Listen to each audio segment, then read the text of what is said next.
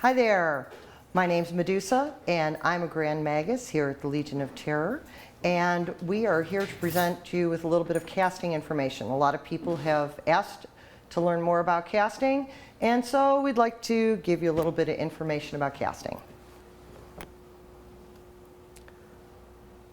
It's supposed to go when I click it. There we go.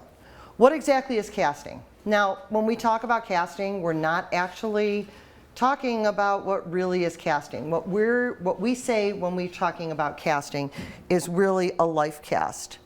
A face cast, a head cast, those are considered life casts.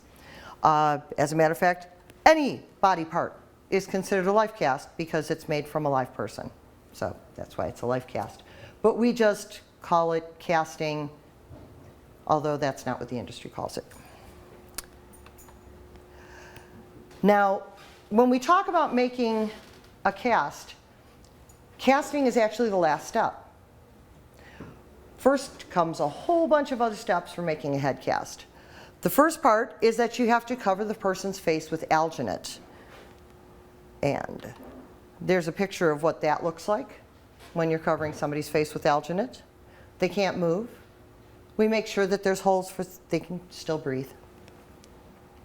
The next step is covering that with plaster bandages, and that will give a support for the alginate when we pull it off so that we'll be able to actually cast the face.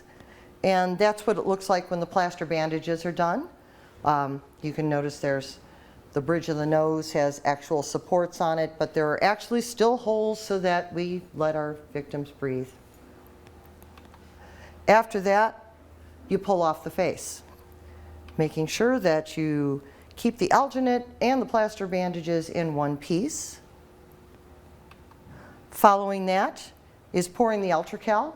As you see here, it makes a mess.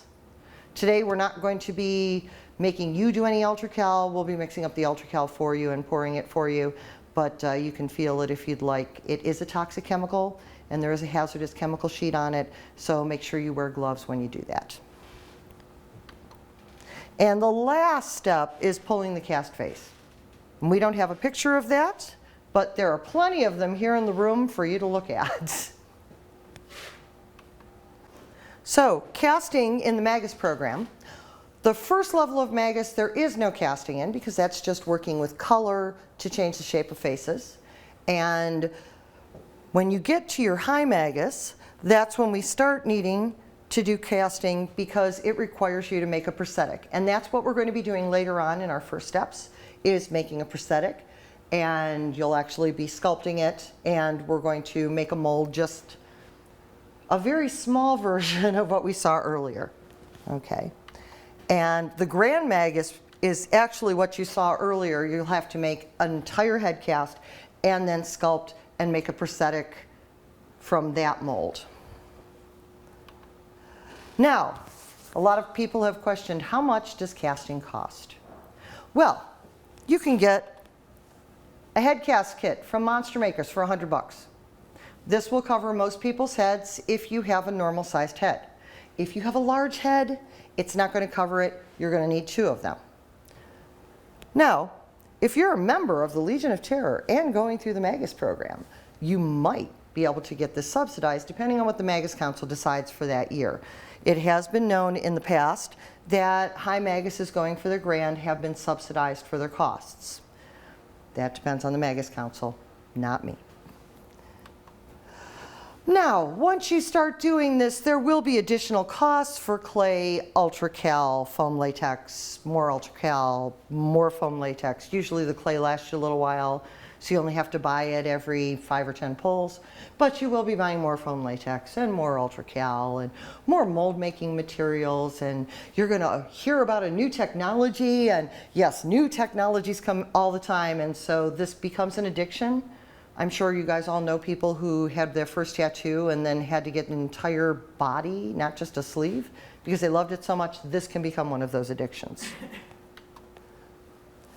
Now, before you actually figure out whether or not you want to have a head cast done, the first thing should be figuring out, do you like to actually sculpt and mold? And that's what we're going to be doing here today. We're going to be sculpting and molding on one of those little pieces of wood that are downstairs in the bucket. So we're going to go downstairs, grab a piece of wood, you're going to come up, you're going to grab a hunk of clay. Today we're going to use plastic clay. It's just the same kind of clay that you can get from Packetans or Michael's or whoever's taking over the craft supply stores nowadays. Just children's clay. You can use any kind of oil clay if you want. There's also wet clay that people like to use. We're not going to be using that today, but there is some downstairs, and if you'd like to talk to Drebel about that, he can talk to you more about the delights of wet clay, because I don't use it, so I really can't talk to it. It's a clay that you need to have water to moisten it, and you have to keep it moist while you're working with it. Otherwise, it crumbles up like dust and falls off of your face cast, which I've had happen to me.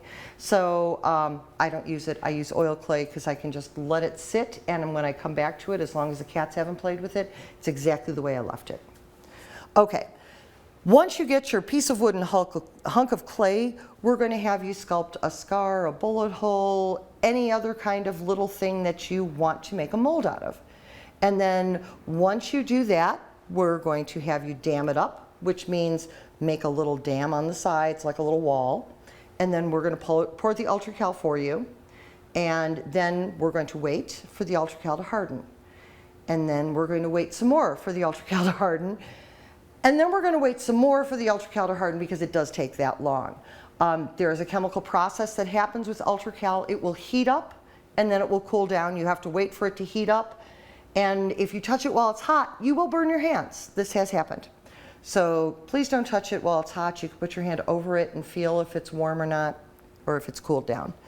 Once it is completely cooled down, you can pull your mold, and then you have to clean all the clay out of it, and then you can pull latex in that mold. You can use that as a prosthetic mold. And if you like doing it, then come see us afterwards and talk more about casting. And if you didn't like it, that's okay. There are other people who do, and they might want to use your face to go for their Grand Magus. Okay? Now we're going to take a break to go downstairs and pull this. And we just want to remind you, before we do, that the casting department, the makeup department here has molds. And the molds, some of them are right over here, and they've been using them to pour latex into and make prosthetics for you for season.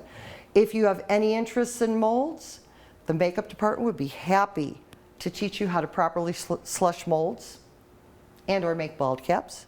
And we want to thank you so much. Once again, if you have any questions, feel free to reach out to me or anyone else in the makeup department. Thank you.